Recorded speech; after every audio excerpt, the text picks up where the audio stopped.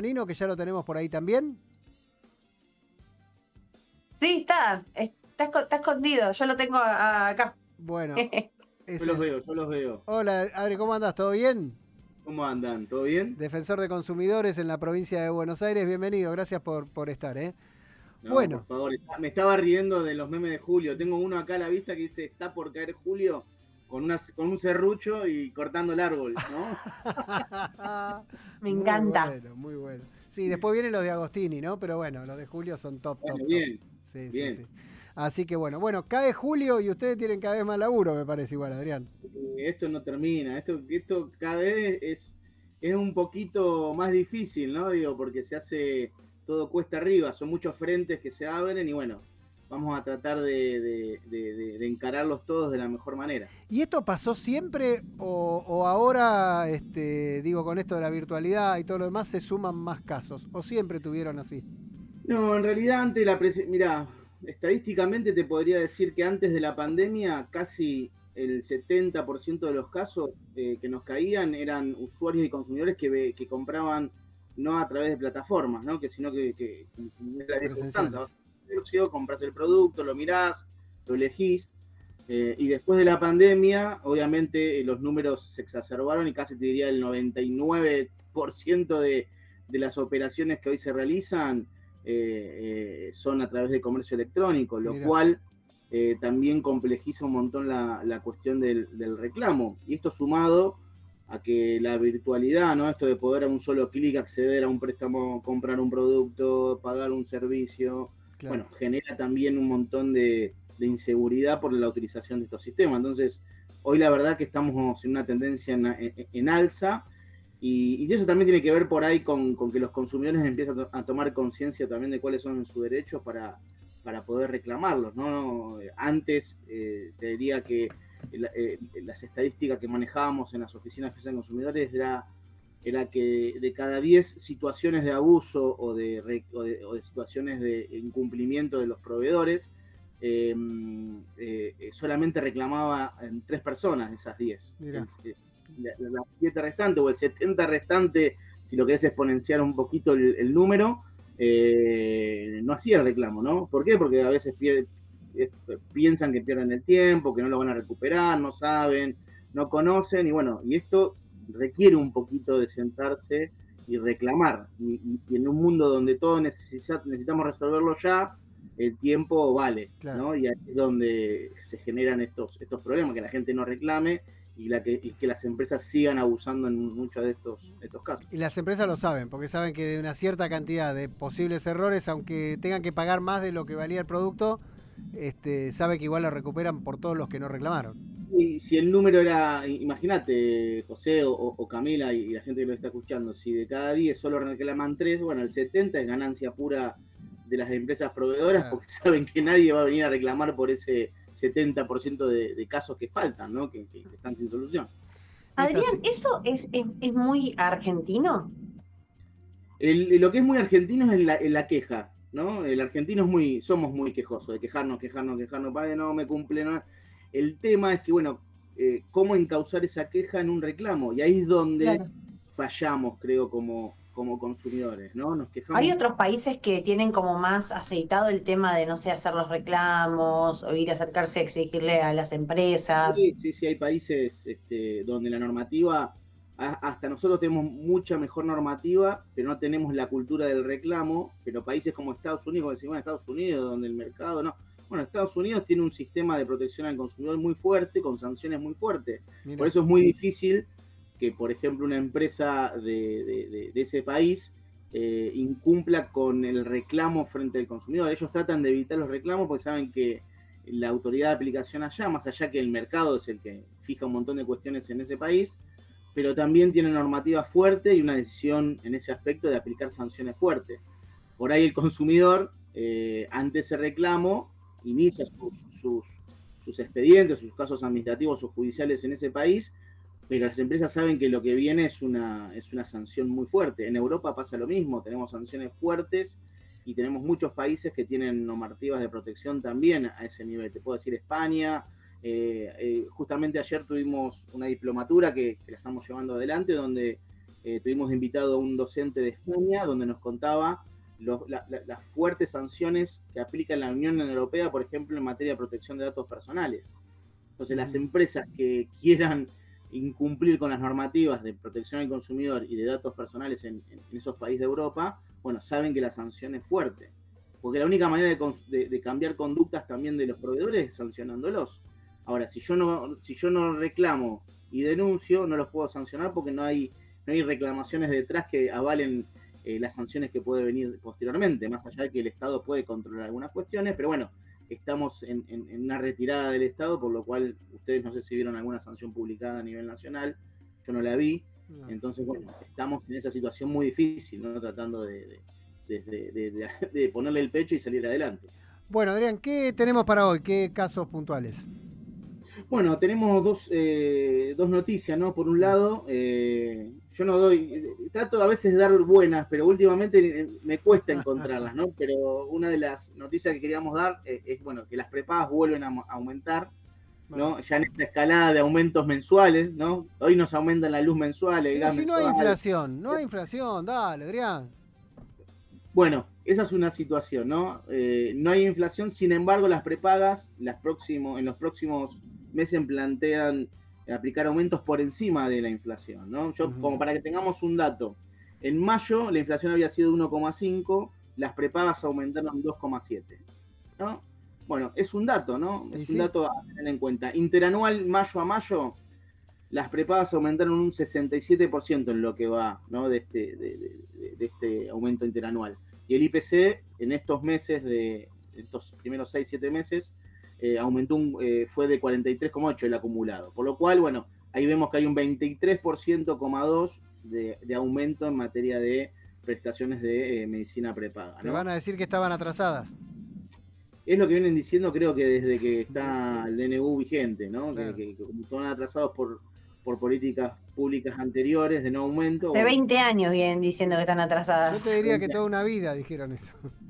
Ahora yo me pregunto que si les va tan mal, ¿no? ¿Para qué siguen en el negocio de esto, ¿no? De la prestación de servicios de salud en este caso? Pero bueno, eso será otra discusión de fondo. La cuestión es que a partir de julio también empiezan a aumentar por encima de la inflación y, por ejemplo, ya se plantea que grandes empresas de medicina prepaga, como puede ser Medicus o Mindy y demás, los aumentos sean entre el 2,6 y el 1,8% en esos niveles, que va a ser también por encima de los niveles de inflación. Sumado a esto, obviamente, a un contexto en el cual el salario, todos sabemos, está pisado y los aumentos que se prevén son del 1 o por debajo, en realidad, del IPC. Por lo cual, bueno, entre ese escenario de aumentos por encima de la inflación y salarios pisados, bueno, la situación va a ser difícil también de afrontar económicamente, sumado obviamente a todo el resto de los servicios que van a seguir subiendo. Digo, el agua, la luz, el gas, lo hablamos hace poquito, a partir de este mes aplican aumentos dolarizados, por lo cual también vamos a ver afectado en estos servicios. El contexto en materia de información que tenemos para brindar a los usuarios y consumidores y estar atentos a estas cuestiones, ¿no? Digo, no. Importante que las empresas informen, tienen un plazo en cualquier modificación de 30 días de notificar, bueno, cuáles son los aumentos que se van a aplicar, bueno, estar atento a la factura de estos servicios, estar atento a si hay un cambio en la prestación, ¿no? Porque muchas veces por ahí no te aumentan y tenés los copagos por detrás que tenés que aplicar por afuera. Bueno, hay un montón de cuestiones que todo eso se tiene que notificar, tiene que estar informado el consumidor. Y si no está informado, bueno, acá tenemos una forma de reclamar a través de las oficinas del consumidor o las autoridades de aplicación provincial también. Sí, a mí me pasó que un estudio que me hago desde hace 20 años, me dijeron no está autorizado. Entonces tuve que llamar, reclamar y todo lo demás, y lo terminaron dando. Pero si no reclamás, queda ahí o lo tenés que pagar por afuera. Y la verdad que no corresponde, me parece. No, aparte, bueno, hay que utilizar las herramientas que nos da la Ley de Defensa del Consumidor. Y la Ley de Defensa del Consumidor dice que el consumidor de cualquier cambio que se haga de la contratación que dio origen a ese contrato de prestación de servicios de salud, por ejemplo, bueno, tiene que estar notificado. No me pueden cambiar las reglas de juego unilateralmente sin estar informado y yo poder, como consumidor, tomar alguna decisión, reclamar, como decís vos, pedir alguna rebaja, pedir descuento, bueno, situaciones que todos los días nosotros nos enfrentamos frente a la suba de los precios. El otro día me tocó llamar porque se me acababa la promo de mi celular y tuve que llamarme a decirle, ¿qué otra promo tenés si no me cambio de empresa? Como para amenazar. Siempre hay una promo más, ¿eh? Cuando decís que Siempre, te vas, siempre sacan una abajo del brazo. bueno, esas cosas estar atentos. Hoy tenemos que estar atentos como consumidores a la información, a cómo nos la brindan, cómo la tratan. La información tiene que ser gratuita, no nos tienen que cobrar nada por informarnos. Y si no nos quieren informar, dejar de quejarnos entre la familia, entre nosotros y empezar a activar los mecanismos de reclamo. Bueno, tenías otro tema más, nos dijiste.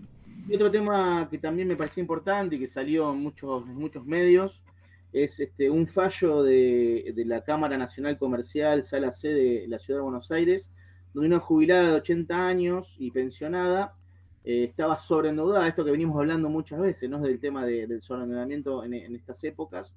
Bueno, esta persona había sacado muchos préstamos para cubrir esos préstamos que había sacado primero, la cuestión que tenía tomado casi el 60% de sus ingresos, lo cual imposibilitaba a un adulto mayor de 80 años poder tener una vida digna, digamos, ¿no? Y aparte la amenazaban con iniciar acciones judiciales, la amenazaban con embargarle la casa, bueno, todo lo que uno sabe que puede suceder cuando hay deudas detrás y tenemos a los proveedores y los acreedores buscando cobrarse. Bueno, la cuestión es que la señora presentó un amparo, ¿no? En primera instancia, salió favorable, llegó a la Cámara porque las empresas apelaron esas primeras decisiones, y la Cámara lo que trabajó fue 3 puntos que me parecen importantes y que como consumidores tenemos que tener en cuenta. Trato digno, ¿no? Esto de las amenazas prejudiciales de que te voy a embargar y te hacen la vida imposible. Bueno, la Ley de Defensa del Consumidor en el artículo 8 bis habla de esto y es sancionada esta conducta por parte de estas empresas de crédito.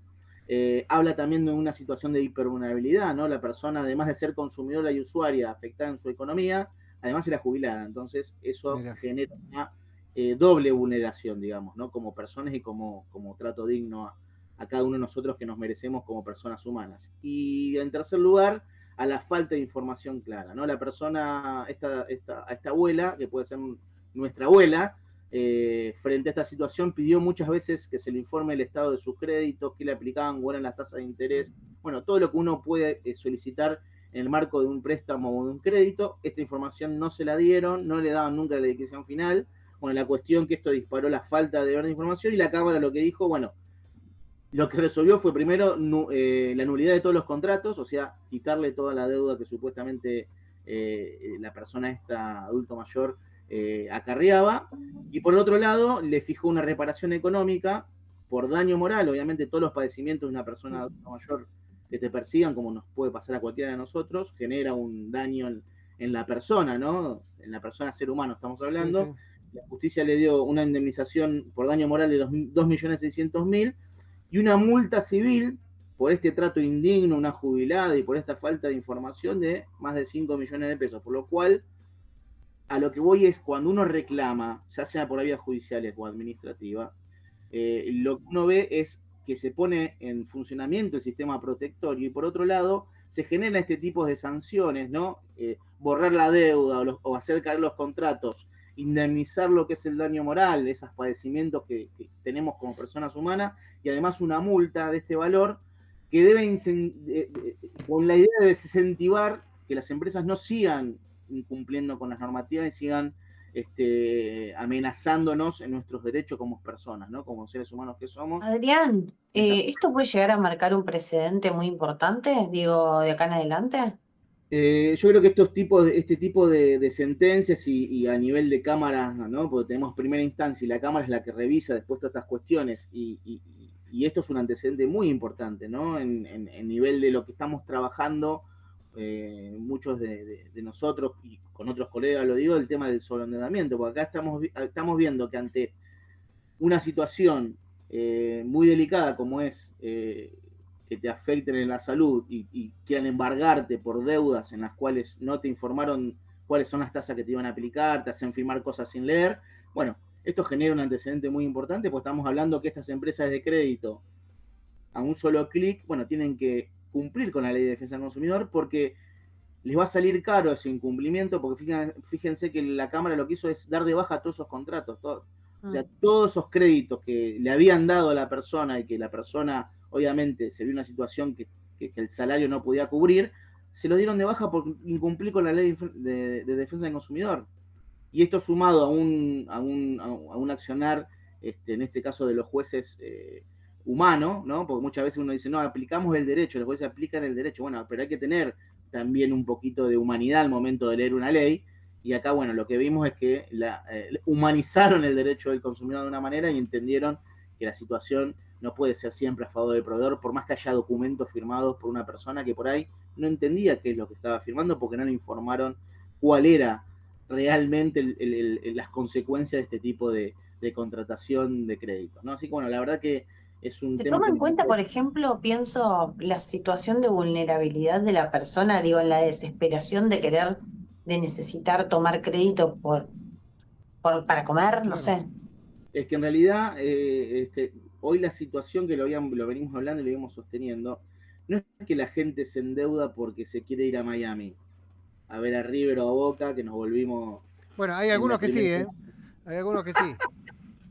Bueno, pero a lo que voy es, vos tenés esas personas y eso es un endeudamiento que va a tener otro tratamiento, ¿no? Es Porque un si vos Claro. tenés se puede capacidad decir, económica para hacer ese tipo de viaje, te endeudaste, bueno, ahí tendrás otro tipo de andamiaje. si Pero hoy, fuéramos, si Se evalúa de otra habláramos, manera. perdón, claro, hoy el 90% de nuestra sociedad tiene situaciones de morosidad, tiene situaciones de endeudamiento, tiene situaciones de que no le alcanza a fin de mes o se tiene que endeudar para comprar comida o pagar servicios. Bueno, esto en algún punto lo que exige a la legislación, a nuestros legisladores, bueno, tomar nota de esta situación y generar herramientas jurídicas y procedimientos ágiles para encarar esta situación, ¿no? claro. Una es, como hizo esta persona, fue a la justicia a través de un amparo.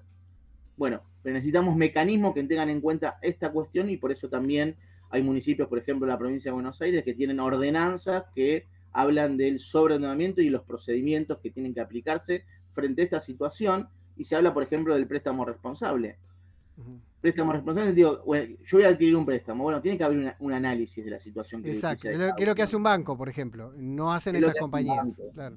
¿Me entendés? Si Sí, yo sí. tengo mi sueldo tomado por otros créditos y bueno, y yo te doy uno más, bueno, ahí hay una situación de responsabilidad de préstamo responsable que tiene que pasar por el que te dé ese préstamo. No, mire, no le puedo dar un préstamo, no porque no quiero dárselo, porque si yo se lo doy, lo pongo en una situación aún más vulnerable. O Claro. usted, si no pudo pagar los 5 que tiene antes de sacar el sexto, bueno, si yo se lo entrego, por más que usted tenga un sueldo, una casa y yo me pueda hacer después de la ejecución de ese incumplimiento por parte suya, bueno, pero mi responsabilidad es analizar esa situación y decir, no, yo no le puedo habilitar ese crédito porque le voy a Claro. generar un perjuicio aún mayor. Bueno, todas estas cuestiones tienen que ver con procedimientos, con legislación y la idea es, bueno, trabajar por un lado por ese tema, ¿no? Y Bueno, las pero Adrián, oficinas del consumidor ayudan. lo importante de lo que vos decís es que la justicia distingue, si fuera tenis diríamos el error no forzado, es decir, el viaje de placer, el comprarme un auto nuevo,